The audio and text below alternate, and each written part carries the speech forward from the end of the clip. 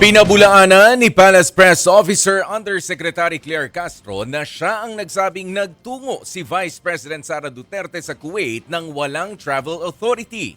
Giit niya wala siyang kumpirmasyon sa impormasyon kaya wala siyang sinabi tungkol dito.